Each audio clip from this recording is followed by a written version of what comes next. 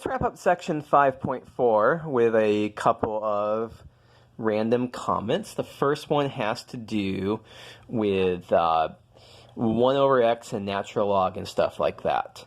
So before, in section 5.3, we discussed that the antiderivative of 1 over x is the natural log of the absolute value of x plus c.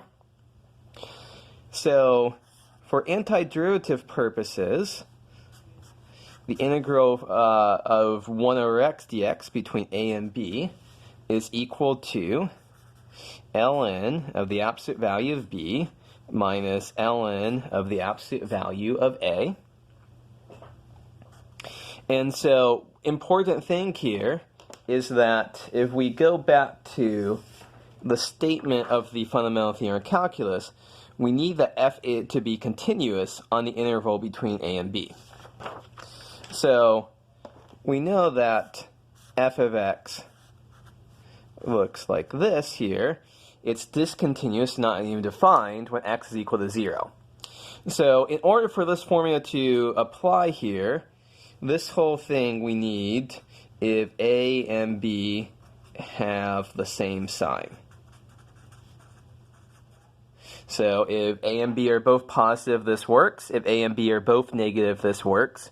If a is negative and b is positive, this formula doesn't work because they don't have the same sign, and f and 1 over x is not continuous between a and b.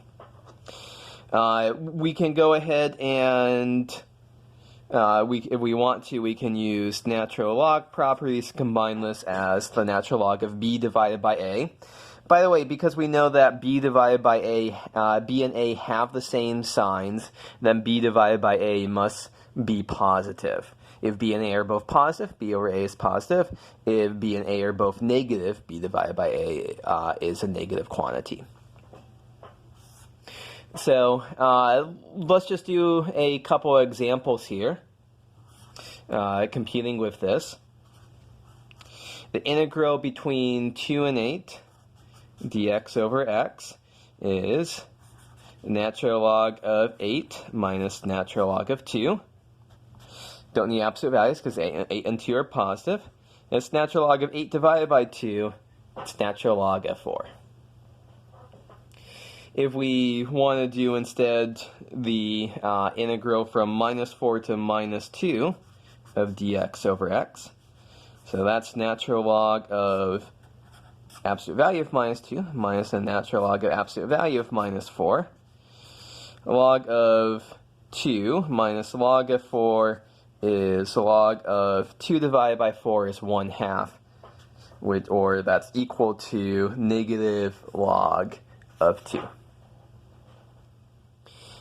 One more calculation along these lines, which is interesting. The integral from 1 to e of dx over x. So we're integrating 1 over x. This is log of e minus log of 1. Log of 1 is, of course, 0, and log of e is, of course, 1. So the answer here is 1.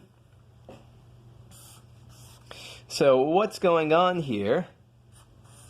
Here is 1. Here is e. We actually can define the number e to be the number such that the area under the curve of 1 over x between 1 and e is equal to 1. So this area is equal to 1, and as I said, e is the number with the property that the area under f of x is equal to 1 over x between 1 and e is equal to 1.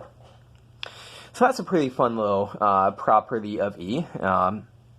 It's something that the textbook stated back in section 1.6, and we can verify it now with a definite integral.